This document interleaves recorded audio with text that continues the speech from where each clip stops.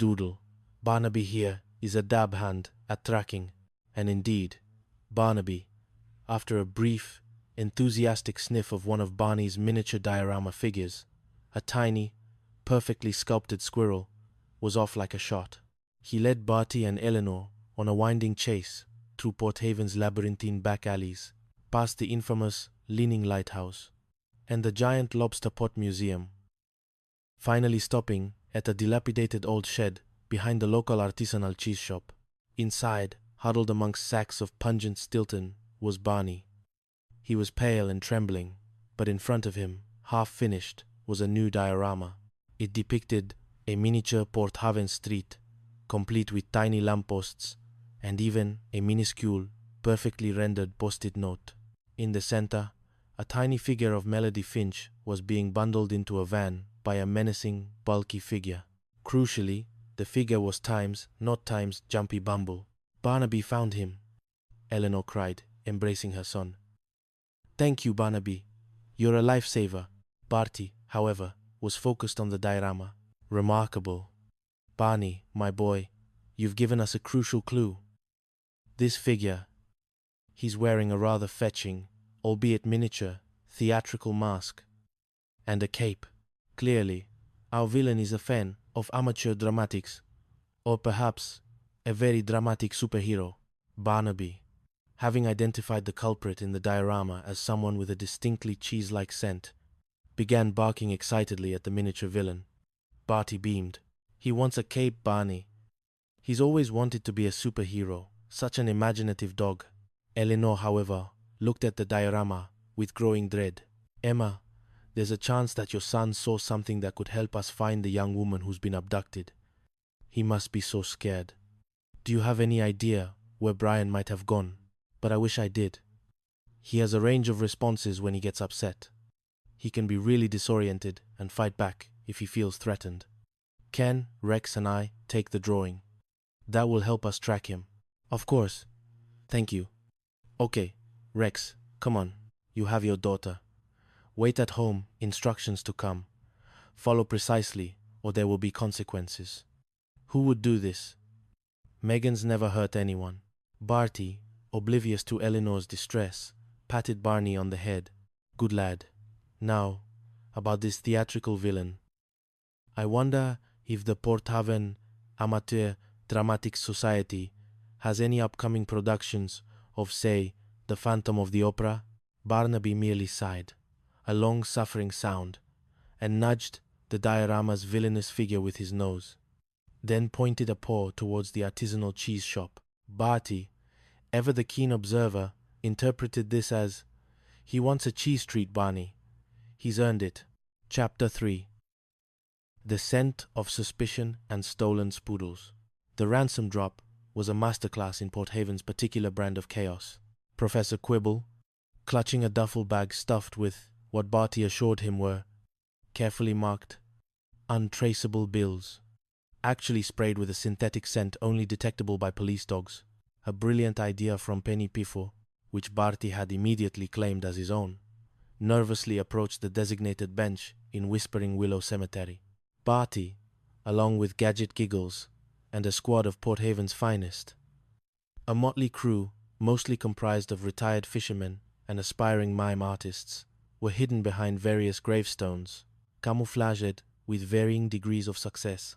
Barty himself was attempting to blend in with a particularly ornate angel statue, occasionally adjusting his tweed jacket and muttering, "I am one with the stone, Barnaby, one with the stone."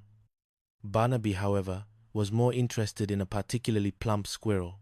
"I've got eyes on Professor Quibble," Gadget whispered into his comms. "He's crossing to the drop zone. He's made the drop, and now we wait." The waiting was excruciating. Barty nearly gave away their position when he sneezed, a thunderous eruption that startled a flock of pigeons into a dramatic aerial display. "Action!" Gadget suddenly hissed. "I've got a teenager approaching the bag.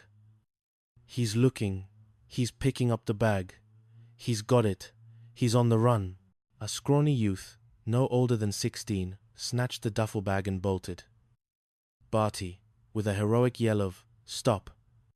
in the name of, well, poor Haven Law, burst from behind the angel statue, tripping over a cherub and landing face first in a patch of petunias. Barnaby, however, was already in hot pursuit, a blur of fur and determined barks. The chase was short-lived. The teenager, later identified as Kevin Kiddo Cook, was cornered by Barnaby near the cemetery's main gate, where he promptly surrendered, more out of fear of Barnaby's slobbery enthusiasm than any actual police authority. "I swear, I don't know any melody," Kiddo wailed, sitting handcuffed on a gravestone. "This Brigham guy in Starquest, he offered me a bunch of game credits if I just grabbed a bag and dropped it into a truck waiting below. I thought it was a prank." Barty raised an eyebrow. "Brigham? A play on Jumpy Bumble, perhaps?" "The plot thickens, Barnaby. Our villain is not only a theatrical type, but a gamer. A cunning combination." Barnaby, meanwhile, was frantically sniffing the duffel bag, then darting towards a nondescript, slightly rusty pickup truck that was now speeding away. "He's found the scent," Penny Piffle exclaimed, arriving on the scene, her lab coat flapping like a distressed flag. "The synthetic scent. He's tracking the money. He wants a ride, Penny," Barty declared, misinterpreting Barnaby's frantic barks. "He's always loved car rides. Such a simple pleasure for a simple dog." The pickup truck, it turned out, was stolen. Gadget Giggles, after a frantic few minutes of keyboard wizardry, traced it to an abandoned commercial laundry on Drovers Road. "He's keeping her in a laundromat, detective." "Thanks," Gadget announced, a look of bewildered amusement on his face. "The internet tells me things. I tell you things." Barty nodded gravely. "A laundromat. A brilliant hiding place. All those spinning cycles. The rhythmic hum. Perfect for disorienting a hostage. And the smell of fabric softener. A cunning distraction."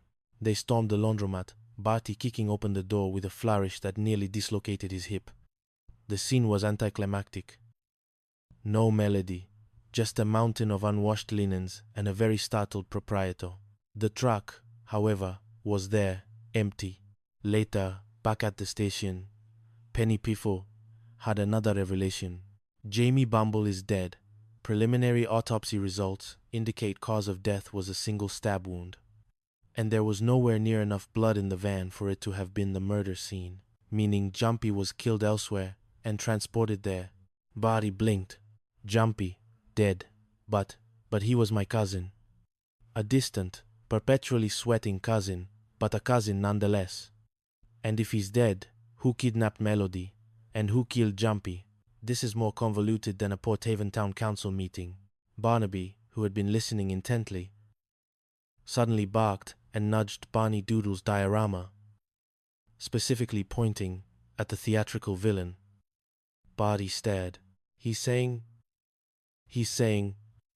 "The villain is still out there, Barnaby, and he's a fan of amateur dramatics. Perhaps a very dramatic taxidermist?" Gadget Giggles, however, had a breakthrough. Facial recognition software just got a match for Barney's diorama villain. Earl Blackburn, 43 years old, armed robbery, assault, ran a high-end chop shop. And guess what?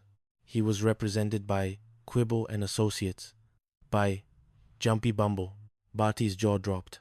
Earl Blackburn, a chop shop. So Jumpy was involved in a collapsing scam. Needed cash. Teamed up with Blackburn for the kidnapping, but Blackburn turned on him, killed him, and took Melody for himself. It all makes a twisted kind of sense. Barnaby let out a bark that sounded suspiciously like a scoff. Chapter 4. The Crypto Conundrum and the Curious Cufflink. The trail led Barty and Barnaby to Silas.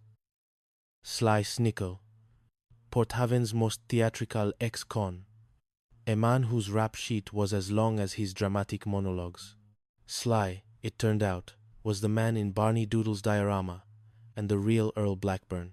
He was apprehended in a disused fish cannery, where he was found attempting to construct a elaborate Rube Goldberg machine designed to open a can of sardines. "All right, Sly," Barty demanded, trying to sound intimidating while simultaneously swatting at a persistent seagull. Where is Melody Finch?